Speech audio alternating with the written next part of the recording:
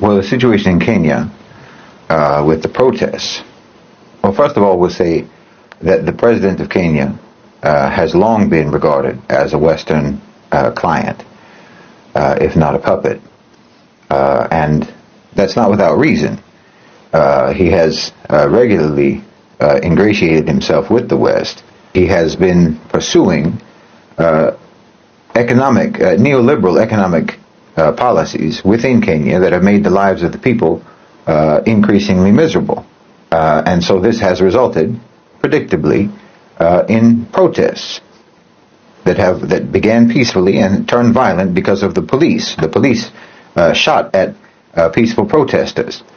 Now, they're calling for the removal of the president of Kenya, William Ruto. Now, what I would say about that situation is that it's similar to the situation before it in Sudan, and it's similar to the situation before Sudan in Egypt, where the people are protesting against the government for policies that the government is implementing, which the government is held hostage to implement in favor of multinational corporations and international lenders,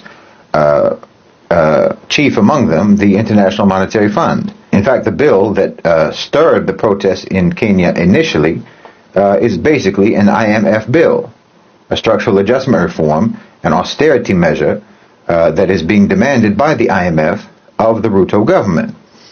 So my opinion, as was my opinion with regards to Sudan, when Omar Bashir was being blamed for the economic policies that were the austerity measures, the austerity economic policies, the neoliberal policies that he was implementing under coercion in Sudan, and the protests against Sisi because of the neoliberal policies that he was implementing under coercion. My position has always been that these leaders, these politicians, exist to take the blame for the policies that they're implementing on behalf of private sector power. That's why they exist. That's why I call them effigies, because they exist to implement the policies that will make them unpopular, and then they'll take the brunt of the unpopularity. They'll take the brunt of public anger, and then they'll be removed, but the policies will remain, because the source of the policies is the private sector, is the international private sector. It's the OCGFC. It's the Western multinational corporations and lenders, financial institutions, and so forth. Again, specifically, the International Monetary Fund. This is your problem. And now, who is the International Monetary Fund doing what it's doing? Who is it doing it for? It's not doing it for Kenya. We all know that.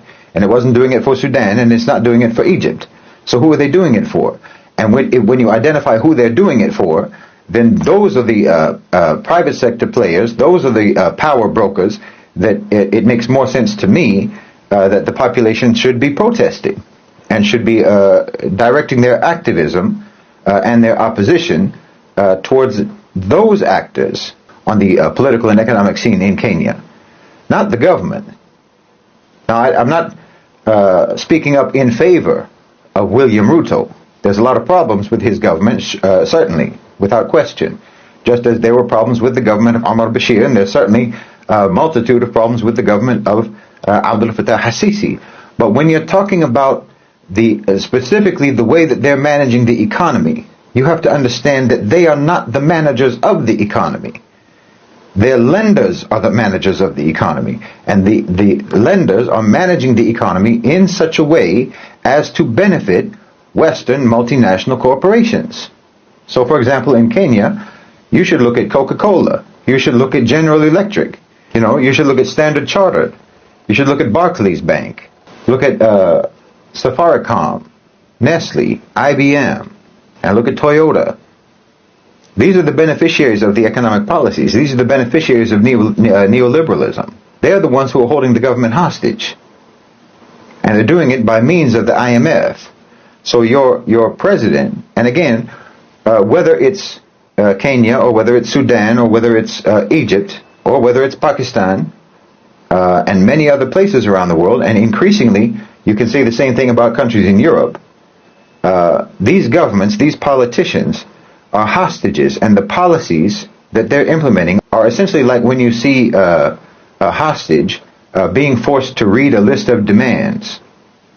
You don't get angry at the hostage for the demands that he's making on behalf of the hostage taker. And that's what the government does. That's what your president does.